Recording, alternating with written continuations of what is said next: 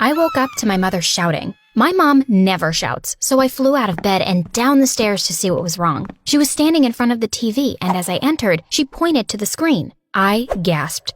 Never in a million years had I expected the sight that greeted me. A girl was on the news, thin and dirt-streaked with wild eyes. She was surrounded by police who were leading her toward her home, while reporters shoved microphones in her face. It was like seeing a ghost. Exactly like seeing a ghost. Because you see, the girl was my best friend, Jess, and 1 year ago, Jess disappeared. The caption on the screen read, "Missing girl found. Police hunt for suspect." Jess had been kidnapped? I'd imagined so many things over the past 12 months. Jess is dead. Jess lost somewhere in the woods trying to survive. But most of all, I'd imagined the day Jess would come back. The day my phone would ring, and it would be her voice on the other end, with some excuse for where she'd been. I couldn't believe that day was here. As I pulled out my phone to call her, the voices on screen got louder. Reporters followed Jess and her bodyguards to the front of her house, still shouting questions as Jess was led inside and the door slammed. A studio reporter promised further news as the case unfolded and showed a police sketch of the kidnapping suspect, a skinny blonde woman. I dialed Jess, but no one answered. I told myself maybe she had a new phone, or maybe she was too traumatized to talk yet. But days went by and I didn't hear anything. I was her best friend. Wasn't I one of the first people she'd want to see? Finally, I got forwarded an invite on social media for a welcome home party for Jess at our friend Stacy's house. I was so excited and nervous to see her. I was greeted at the door by a bunch of girls asking if I'd heard what happened to Jess.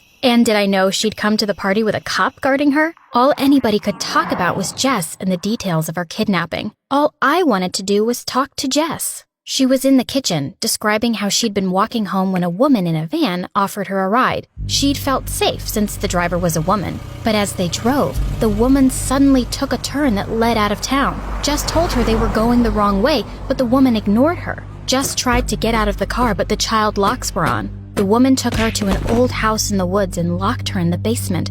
She'd kept Jess there for months, barely feeding her until finally she attacked her captor when she opened the door and escaped. I listened, horrified. This was the craziest story I'd ever heard in my life, and I couldn't believe it had happened to someone I knew. But another feeling was surfacing too, jealousy. People were hanging on Jess's every word. It had always been that way with us. Jess, the star of the show. Me, a quiet little mouse in the corner. I was ashamed of my feelings, though. Jess had just been through a terrible ordeal. She deserved sympathy. Finally, Jess spotted me, and I started to smile. But it was like looking into a stranger's eyes. There was no warmth or happiness in them. "What are you doing here?" she demanded. I said somebody had forwarded me the invitation. "How dare you show your face here?" She got in my face, and then I heard the most shocking words of my life. "This is all your fault, Francie. You're the reason this happened to me." I couldn't speak, but I could feel more and more people staring at us. "Jess," I said, "what are you talking about?" She looked around to make sure everyone was still watching her. Of course they were. She pointed at me. "You made me walk home alone that day. That's when I was taken." I was so confused. I remembered that the day before Jess vanished, we'd been walking to her house after school like usual. We'd gotten into a stupid fight and I had stormed off to my house instead. But according to news reports, the last person to see her had been Kat, a college girl she'd been hanging out with. And that was the morning after she and I fought. I said that, but Jess's cold expression didn't change. She said Kat had gotten the date wrong, that the last person she'd seen was me. I remember all the horrible hours of police questioning me last year, the cops asking what I knew about Kat. Even though I couldn't believe Jess was blaming me, some weird part of me felt special that I'd been the last person to see Jess, not Kat. But Jess wasn't done. "Get out!" she shouted. "I never want to see you again. You disgust me." I was so mad. "It's not my fault that you were dumb enough to hitchhike," I shouted back. Her face turned red and she grabbed a handful of cake from the pan on the counter and smashed it into my face. I stood there with icing stuck in my eyes and hair, even up my nose. People laughed and whooped, and someone told us both to calm down, but it was too late. I shoved her entire face into the cake pan and left. The next morning, I had a zillion notifications on my phone. People were sharing videos and pictures of my argument with Jess and talking about how horrible I was. At school, people whispered and stared. By lunchtime, rumors were flying, including one that I had hired somebody to kidnap Jess. I was in tears by the time I got home. I tried to remember my fight with Jess last year. We'd been planning to work on a project at her house, but she was ignoring me to text with Kat, which had been happening a lot. I was mad because I'd been Jess's BFF since kindergarten, had let her sleep over my house so many times when her parents were being awful to her, and now she was ditching me for some college girl. I finally snapped that if Kat was so great, maybe Jess should go do the project with her. That was when I stormed away, leaving Jess to walk home alone. But I still couldn't believe she thought the kidnapping was my fault, and that she'd convinced everyone I was the enemy. Even if I was the last person to see Jess, that didn't make me responsible. The only choice was to talk to Jess and get this all straightened out. When I arrived at her house, I realized my mistake. There were still reporters camped out on her lawn, and they shouted questions at me as I pushed through. I knocked on the door. Jess's mom answered, only opening the door a crack.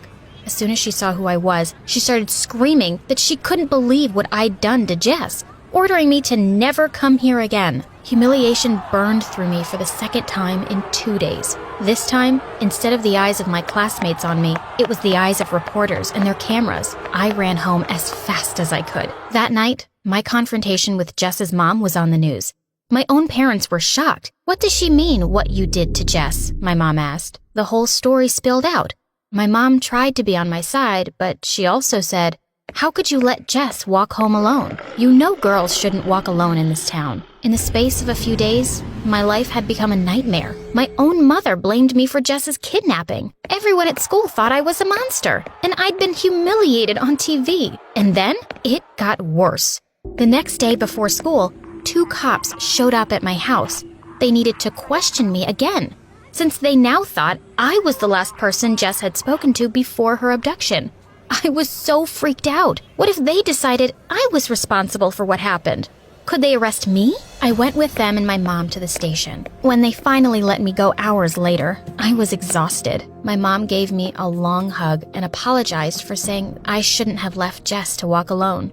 "What happened is not your fault," she told me. "Try telling that to my school," I wanted to shout. Luckily, the next morning, something happened to finally take their attention off me. It was Jess's first day back at school. She arrived with her cop bodyguard. Everyone wanted to talk to her. Everyone wanted to eat lunch with her. She was like a celebrity. It was so annoying. When Jess and I had class together, she wouldn't even look at me. This was the way she treated her best friend who'd always been there for her? Jess's bag was on the floor and her phone was sticking out. I don't know what made me do it. Maybe I wanted to see how many messages the famous Jess had on her phone. Maybe I wanted her to be scared when she realized it was gone. Scared like I'd been when I'd realized she was gone. So, I took it. My heart pounded for the rest of class, waiting to see if Jess would notice. But when the bell rang, she grabbed her bag and left the room. After everyone had left, her phone buzzed. A message from Kat. "Why did you mess with our story? Now the cops are questioning me again." What was she talking about? I scrolled back through the text thread. A lot of it didn't make sense.